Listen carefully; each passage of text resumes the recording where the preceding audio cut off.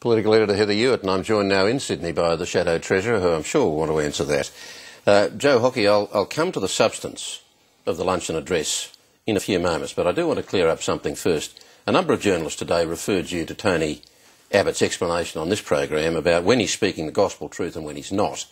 I noticed you studiously ignored those references, so let me ask you a follow-up. Can we trust what you say all the time, or only when you're reading something that's been carefully written down, like your leader? Kerry, I speak the truth. All the time? I'd like to think so. I'd like to think so. Even in the heat of the moment? Yeah, I try to be as fair dinkum and as honest as I can be. So can you understand why other politicians, but in particular your leader, can't be sure that he's going to speak the truth all the time in the heat of the moment? Well, my experience with Tony Abbott is that he's a very honest guy, privately and publicly, and what you see is what you get. But he has said very clearly himself in response to, as an explanation for that strange U-turn of his, a very big U-turn on tax, that it was in the heat of the moment and therefore not necessarily to be believed. I mean, that is a giant let-out for a political leader, a giant let-out. Well, Kerry, you've got your take on it, others have as well. I've always found Tony Abbott to be incredibly honest, very fair dinkum, privately and publicly. But unlike Tony Abbott, you're not going to give yourself the escape hatch of not having to worry about the truth when you're under pressure. Oh, no. I'd like to think I tell the truth. Was it really your idea to try to manipulate the media so blatantly at the press club today by holding back details of your spending cuts until after you'd finished and gone so journalists couldn't question you on the detail? Well, Kerry, here I am. I'll answer whatever detail you want. But you see, I'm asking you a question because I think it goes to your credibility. I mean, you and your colleagues spent a lot of time criticising the government for spin and for manipulating the media. What was that today if it wasn't a blatant attempt to manipulate the media? Well, I'm wise enough and experienced enough to know it's impossible to manipulate the media. You don't think you did? No. And look, with the benefit of hindsight, perhaps I should have given them all the documents half an hour earlier.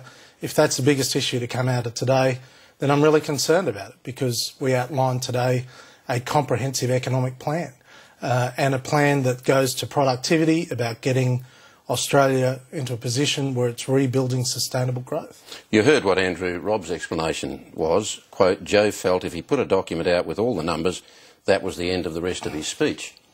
I mean, in other words, you wanted to direct how the media was to respond to what you had to say. You didn't want them going to the detail of your spending cuts, which might in fact go to some unpopular cuts, rather than focusing on what you might have wanted to get across yourself. Kerry, I'm not seeking to be popular. I'm seeking to do what's right for the country, to get the budget back into surplus, to pay off Labor's debt. Now, there'll be lots of commentary on this. Ultimately, what matters is what I said, laying out a productivity platform, focusing on participation, better use of infrastructure. And I am responsible as Shadow Treasurer for macroeconomic policy settings, microeconomic policy settings. Part of it, in toto, is the budget. But the Shadow Finance spokesman, as it was under Labor, is responsible for announcing spending and saving measures. But the ultimate responsibility for everything related to the budget falls to you. The expectation was built by Tony Abbott, partly an explanation for why he was only going marginally to detail himself. He was leaving that detail to you in this speech. He built the expectation. You turned up. You mentioned a headline figure, $46 billion. That's a big number. But the journalists have no capacity at that press club lunch before that audience to question the credibility of those cuts.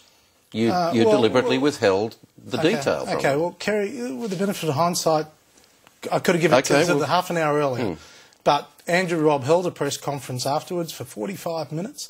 Here I am to answer questions. OK, we'll go to it. You're claiming around $12 billion of savings by cutting all the programs the government was going to pay with the revenue from the profits tax on miners.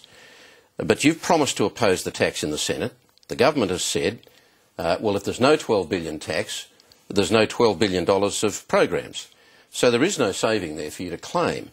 What is there in this other than what would seem a rather clumsy sleight of hand? You're claiming this as a $12 billion saving, but if there's not going to be a tax, there's not going to be the programs, so there's nothing saved on the budget bottom line. Well, the budget is framed on policy proposals. That's the way every government frames a budget. Their policy is introduce a new mining tax to deliver $12 billion. They want us, and their policy is to have all these other measures, they want us to respond. Well, our policy is not to have the tax, and if we don't have the tax, we can't have the spending measures. Yeah, but they've said that as well. They've said if you don't allow them, even if they won the election and you don't allow that tax to go through the Senate, they won't have the programs either. Whichever way you look at it, you are introducing no saving to the budget bottom line, but you're claiming $12 billion. No, well, I'm sorry, Kerry. There are volatility principles here. Firstly, the tax might not deliver them. In 2 years' time, $12 billion. Well, it's in 4 years' time. It starts in 2 years' time. Secondly, they may have greater costs associated with some of their measures. Budget numbers are volatile. From my perspective, the government is building a structural challenge because the mining revenue that they're banking on is based on the best terms of trade in 60 years. They're banking that there's going to be growth following a massive new tax. And what they're doing is they're increasing the family mortgage on the basis of a good Christmas bonus. That's irresponsible. And from our perspective, if you are going to oppose the tax, you've got to oppose the spending.